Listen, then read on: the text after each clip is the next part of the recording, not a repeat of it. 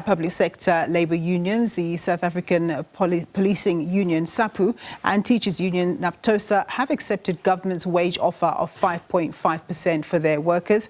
The Public Service Coordinating Bargaining Council gave the parties 21 days last month to canvass their members on the final offer from the employer. The workers' demands have been revised downwards several times from an initial 12% to 6%.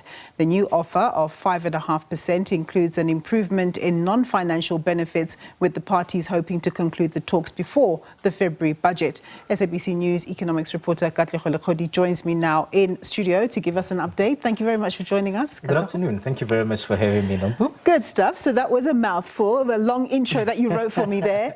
But just give us the latest. I mean, where's COSATU in all of this? Well, it's been a race against time, really, when you look at it in terms of the public sector workers. They've been looking to their labour unions that have been meeting and bargaining with the employer, which is government and the Public Service Coordinating Bargaining Council. And this is where we see, at least earlier this year, government coming through with a 5.5% final wage offer, meaning that they are not going to move in any way, just to break some sort of an impasse that may arise from these wage negotiations. The workers having started at 12%. COSATU, they are the largest in terms of where we find ourselves here.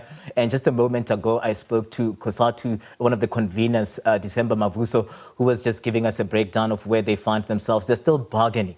So what is happening here is that in January, when we saw government table this 5.5% wage offer, it gave the Public Service Coordinating Bargaining Council, gave them 21 days to go back to their members, canvass, bargain, and try and consolidate a response that will be a united response in terms of the 21 days ahead of the budget speech. So we see in this 21 days, the 21 days is going to lapse on the 18th of February. This is just in time, a day ahead of the budget speech by the Finance Minister. But we have several of these other public sector unions already inking their signatures on that 5.5%. The latest being the South African Policing Union and Naptosa in the teachers sector. They fall under the Federation FEDUSA. And FEDUSA has been working as well, FEDUSA confirming as well that they're done with the consolidation. Their members have accepted the 5.5%. I spoke to the spokesperson of the Bargaining Council earlier on this today, who was giving us a sense of where they stand now. So they are at 17.5%.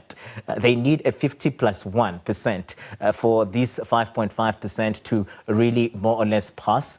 And they're saying that with NEHAU, with SAPU and Naptosa coming to the party and signing, they're looking at others also, just giving them an indication now that they would sign for this 5.5%. It's really been a race against time. And the reason why then we really find ourselves here is because there have been talks over time of a bloated public sector wage, or the bloated expenditure in terms of going to the public sector, the wage bill that has been bloated over time. Government tried to freeze it, and they were taken to court by the workers. And we see the workers saying we need to approach this really carefully, because we saw also government reneging in their 2018 agreement in the last year of these agreements. So it's a multi-term agreement. The 2 years would be the 2 outer years. They would be coupled with CPI that is predicted to be at hovering around 4.5%.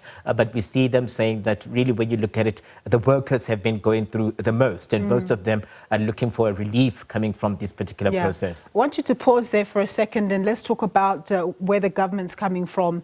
What was the government's initial position? And obviously 5.5% is not what the government had provided for when it tabled the midterm budget in October or November last year.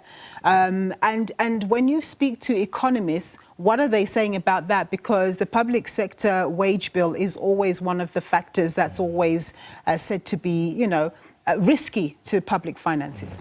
A third of the expenditure, really, of government, of the budget that would be presented would go into the public sector wage bill. And over time, you'd see economists warning as well and cautioning to say it's bloated. And they've called to say that there's a need to manage the public sector wage bill so that we don't find ourselves really compromised in terms of the greater fiscus. The government had come through with a 3% wage offer. That was their initial offer. And we see the workers rejecting this outright. And they started at 12%. So you can imagine the gap between 3% and 12%. And they're saying that this is because they affected a lot of issues like the last term that government reneged on this agreement.